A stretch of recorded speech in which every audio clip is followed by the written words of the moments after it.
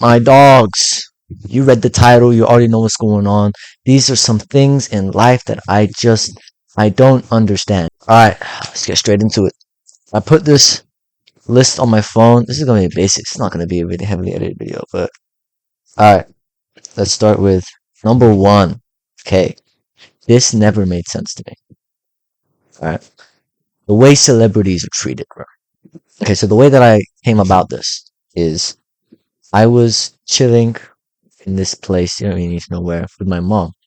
And then we were talking, and I was like, "Oh, mom, I'm hungry. I want to go Nando's. Do you want to go?" She said, "Nah, too expensive." And I was like, "Oh man, I wish I had a Nando's black card." She was like, "What's a Nando's black card?"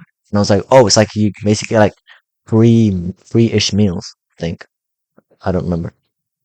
And then she said, "Oh, well, how do you get one?" It's like, "Well, you have to be like, you have to be like known, very important, but you have to be like famous to get one. People have like, I think David Beckham has one, Ed Sheeran has one, Chunks has one."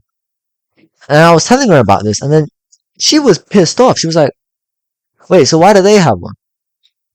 And I was like, "They're important people." And then she was like, "Yeah, but they're also famous people. Like, they're famous and most definitely rich. So why are we giving them a black card to give them free food?" And then it dawned on me. I was like, "Hey, my mom is spitting. Why are we giving celebrities the ability to get free food?"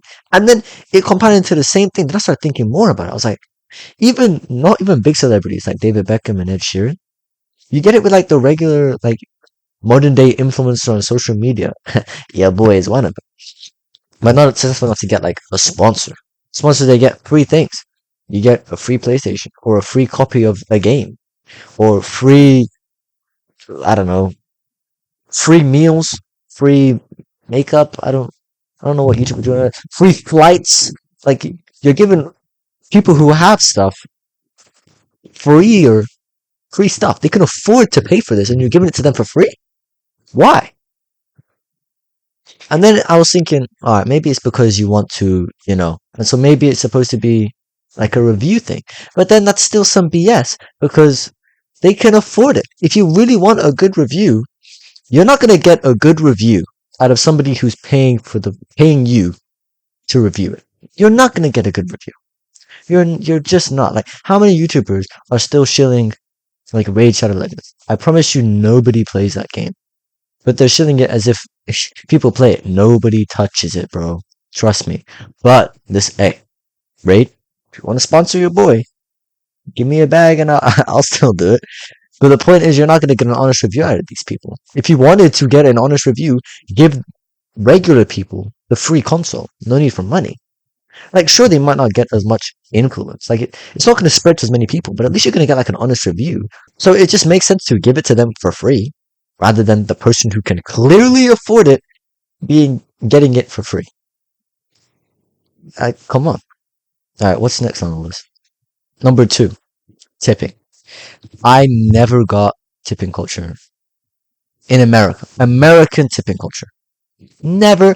It makes zero sense to me. Zero sense to me.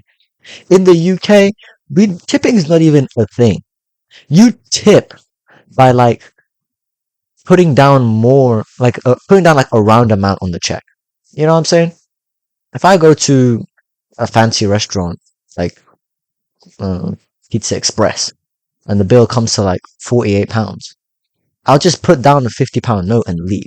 Like that £2 is technically my tip, but I didn't do it because the person was like nice to me or anything. I just did it because it's convenient. Like, yeah, I don't really care about the £2. You could keep it. It's like tipping is just a keep the change thing here in the UK because you don't glorify this tipping thing, but in America and like Canada, it's glorified. Like if you don't tip, you're an asshole. I'm thinking, the hell? What are we talking about here? Why? Why do I have to tip you? Like, you were nice to me. Like, why would I have to tip you? Like, for real, why do I have to tip you? You were nice to me, being my server. Cool. That's your job, bitch. Why would I have to pay you more for that? Like, I'm paying you for doing your job. I was nice to you and everything. So I paid you. So why would you pay me more? Because you being nice to me is part of your job description. Why would I pay you more for doing your job? If you want to get paid more, convince your boss to give you a promotion or a raise or something. Why are you coming to me? I'm already paying ridiculous prices for this food. You want to come and ask me for more money? You can go suck my fat chode, right? Doesn't make any sense to me. And if oh my gosh, and you tip for like everything, not just like restaurant staff. You tip like taxi drivers, people who move your stuff. You just be handing out money in America. But I found, ironically, in America, it's like people just don't have a lot of money. Or ironically, in America, you just hand people money, but they don't really get to keep the money because you have to pay for like everything in America. Dental health, like healthcare, you have to pay for that out of your own pocket. So you're worse off for it. And then in Canada, you have to you even if you use your card, you don't escape the tip. Huh? You don't escape the tip. Pause. Pause. You don't escape the tipping culture. They'll charge you a percentage of your card purchase. Hmm? And that's another thing with tipping. It's pretty much always a percentage. So why can't I just pay you like an extra $1 or $2 for doing me a good job? It has to be a percentage of what I'm I'm buying. It's like, what? You did a good job, bitch. Here's an extra $2. It's like you're giving me like an amount instead of a percentage of what you already paid. Are you a It's like you want me to pay you. I just spent 5 racks in your restaurant, and you want me to pay you a percentage of that? You're smoking crack. Go ask your boss for a raise. I'm not giving you no money. All right, now what's next? Essay word limits. This has happened. I did my first year university. Pretty much every coursework that you need to write reports for, they gave you like an essay, like a limit, bro. Maximum 7 pages. Oh, and you have to keep to this specific writing scheme where you have to use a specific font and keep it a specific size because we don't want anybody cheating. It's like, okay, look, I'm not so much because okay, I'm talking about essay word. I'm talking about essay limits here. Essay limits, not not like minimum amounts, but maximum amounts. I hate the maximum amount stuff, right? Because there's so much that can go into an essay or a report, right? If I've made my point, I feel, well, in 10 pages, why are you going to force me to remove 3 of those pages? That's some good stuff that I'm just throwing away. Plus, in the reports, there's graphs, there's results tables and stuff. Like, what? And some of the limits include like the title page. They'll they'll they'll they won't count the appendix. No, the appendix. No. Because nobody reads the appendix. But the title page, oh that count. That's 1 of 7 already gone, bro. That's why. What do you mean? Why? I don't understand. It's never made sense to me. Like you're going to potentially reduce the quality. Yeah, back to the 10 page example. I'll write a great report in 10 pages. And you, because of the rules that you even stated, will force me to remove 3 pages worth of whatever I've written in that report to send it. And then you'll give me like 60% or less. And I'd be like, meh. You're like, oh, you could have used more detail, something. Broski. I had 3 pages of stuff to put in my report. And you told me, get rid of it. You're a joke, man.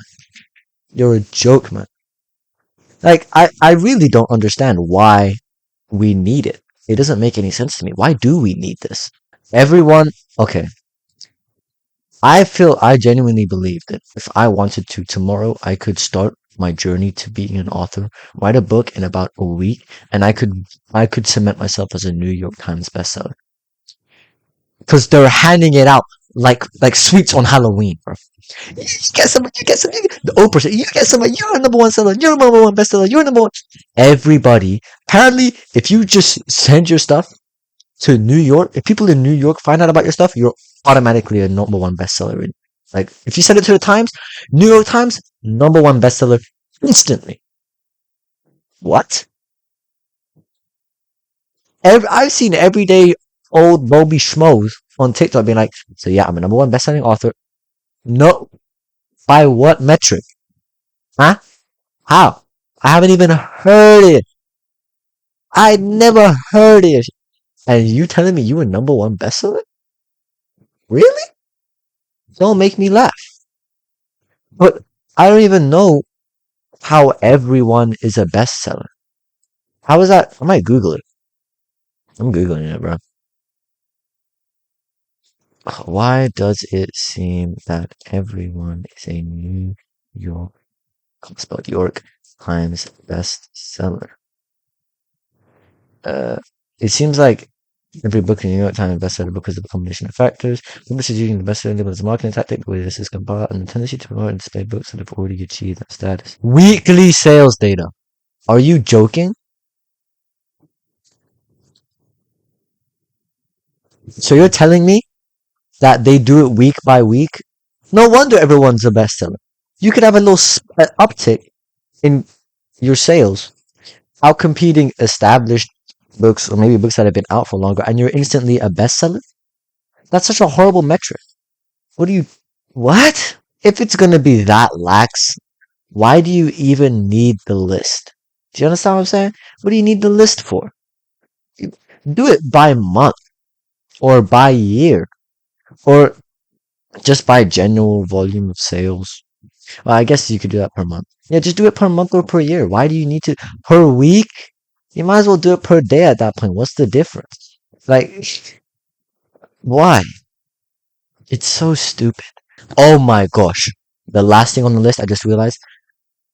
I've been thinking about it for so long, and to this day, I still don't understand why we do this.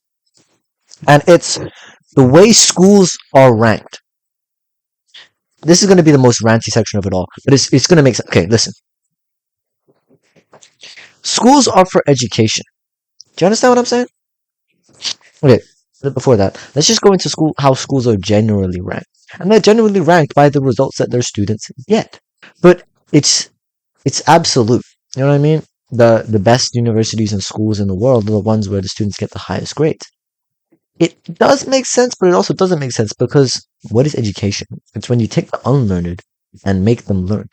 This is not at all the Google definition of what education is, but everybody understands that that's the basic underlying concept of education. Taking the unlearned and making them learned. Whatever it's about a specific subject or anything, doesn't matter.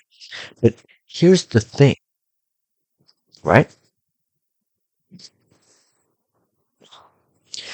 I'll just go ahead and say it.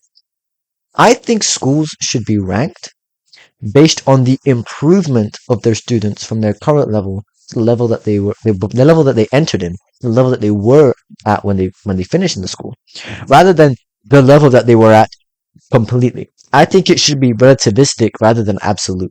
And here's like because the thing is with really good schools, Cambridge, Oxford, Harvard, Yale, uh, and MIT, all these things, their entry standards are so high. Those schools only take the best of the best, right? They only take the best of the best. They take the smartest of the smart kids. So when I see that look, Harvard or Cambridge, they top the list again in terms of grades in the nation, I'm like, yeah, no shit, Sherlock. What were you expecting? What were you expecting to happen? I would be disappointed. I'm expecting that to happen. I would be disappointed if they didn't get the highest grades in the country. They're the smartest kids in the country. You would expect the smartest kids in the country to get the highest grades in the country. So schools that hire exceptional students, schools that accept exceptional students are being lauded for the exceptional grades that they get. But schools that open their doors to anybody, even people who didn't really get good grades, the unincredible, they don't get lauded for the improvements that they make, however small. Like, I think it would be much more better if we just ranked schools in terms of the improvement in levels of education, like improvement from the students over time. I mean, that's the mark of a great teacher. A great teacher will take somebody who knows nothing about a subject and make them knowledgeable about that subject. Like, I have a friend who goes to Cambridge. Shout outs to you if you're watching this. You know who you are. And you know that I appreciate you, man. You're a genius. But I promise you, Whiskey did not need Cambridge. He went to Cambridge. He didn't need it. He didn't even need to be in when we met up in sixth form. He didn't need to be there at all. He would spend most of his time basically complaining that he just knew everything already. And it was just a waste of his time. And he would just get fantastic grades and everything because he's smart, he's a genius, right? So he would just spend time being like, why am I even here? I'm already like this smart. I'm too smart for this. So like he didn't need school. He would basically go home and he would do more work at home than he would ever accomplish at school. Ever. And so he was completing in like computer marathons. I forgot, like programming-a-thons or something. I don't remember.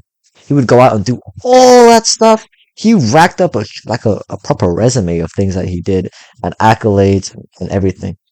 So of course he got into Cambridge, right? But fun fact, I applied to Cambridge and I didn't make it. But point is, your boy, I'm not stupid, alright? Your boy's smart. I was actually able to apply to Cambridge, so suck it. But he actually made it, obviously, because he's well smarter than I am.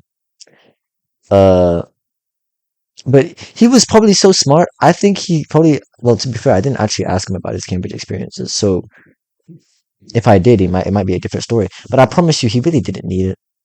He really didn't need it. He probably knew half of the material he probably knew half of the material anyway. But so yeah, he's an exceptional guy. The point is that these high ranking schools, based on the grades of their students, their own. I don't want to make a general statement so they're only good because of their students, but to say that their students already being brilliant is not a significant factor in the high grades that these universities achieve would be lying to everybody. And so then you could say the same, but a school that opens its doors to the less academically gifted and they get swept under the rug because their grades aren't nearly as exceptional. But I mean, if you look at the jump is pretty, like going from a D to a B. I would rather see universities that get students from going to D's to B's, or even D's to A's, or even D's to B's, right? Get higher rank than universities that accept A-star students, and those A-star students get A stars. Obviously, because here there's a delicate balance here, but the point is, I don't understand why we're not acting as if teaching quality isn't reflected in the progress of the student, rather than the outcome that the student achieves. You understand what I'm saying? That's what learning is, a journey for a reason. You improve with learning. And I'm not saying, that's not to say that these kids who are already in these high-ranking universities aren't being taught stuff and they know all of these things. But they're so gifted, it's like they probably, like, in order to get into these universities, you basically need to be willing to teach yourself the subject. So even if they didn't have the university, they probably would have still been just as brilliant. I'm just gonna say it, yeah? So you could just say the same thing about these universities that take the less learned and make them more learned. I just think that it just makes more sense to me. Like, does that not make more sense? A university that takes the stupider and makes them smart, than the school that takes the smart and the smart remains smart. That's all I'm saying. But let's check the list. Is there anything on the list that I didn't talk about? No, that's it really. That's everything on the list. I might make this, depending on the reaction to this video. Comments, I'll probably maybe think of more things, talk about them, but other than that, I mean, this is basically all I have for you guys. So, yeah. If you're taking anything away from this, stop hounding people for tips, you bum. Your boss is loaded. Go and ask his ass for a raise. Okay? I'm not paying you extra for doing your job.